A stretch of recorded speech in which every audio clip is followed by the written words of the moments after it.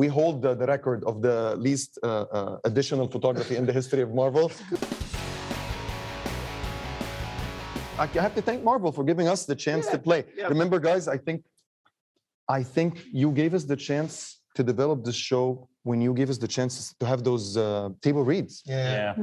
Everyone who's sitting here added his soul to that project, and I have to say that we hold the record of the least additional photography in the history of Marvel. Because we rehearsed a lot. Because we rehearsed a lot. Because every one of us. While we were shooting, we would all sit around the table. We have like a Sunday brunch, and we would all just talk about the episodes. Talk about the shows. Talk about the show and what we want to do and how it could be better. What did that mean? Could that be more interesting?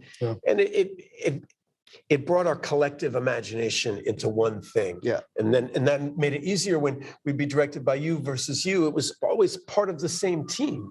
It was the imaginative force behind it was the same. Yeah, those days were probably the days when the work felt like it was getting done in terms of building a plan to execute more than any other single day. Yeah, they're very exciting. May, was there something particular that you, like a conversation you had about like sort of how you wanted to see Layla grow or evolve? All the time. And I'm sorry to jump in, but you had the hardest job because look at what you're looking at right now. I mean, it's a very male-driven rehearsal room.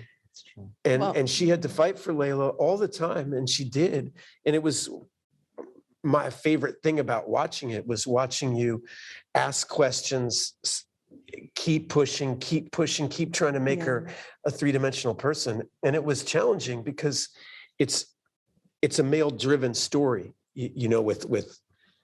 And I'm relatively like new to this whole process and industry, so I'm lucky that you were all fighting for Layla as well. And I think that I just didn't know that I was going to be able to take the space to collaborate in that way. And then seeing that I hadn't, I think it took me a second to trust my opinion. I've been in this place where I'm like, I'm just going to do what I'm told. And then I get to watch you two. And that's something I really learned from you is you would just throw out so many ideas. And even if one was like, that doesn't work, we would move in a direction based on the one that didn't work.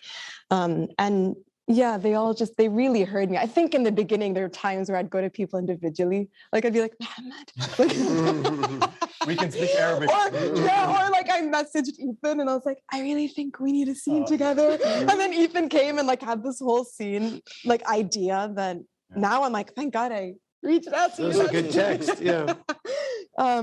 But everyone was empowering. And I guess the main thing with Layla, I didn't have this idea to pull from of this woman, like without giving any spoilers. And it was just really important to me that as someone who's grown up in the Middle East, that I take, the more I ended up taking from myself, the better, the easier it became, because I wanted to find a story that would work with someone who had a similar conditioning, who would deal with situations a certain way.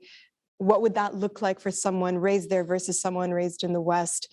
And it was confronting in many ways, but when I felt okay to take that space, I feel like it was happening in a more fluid way.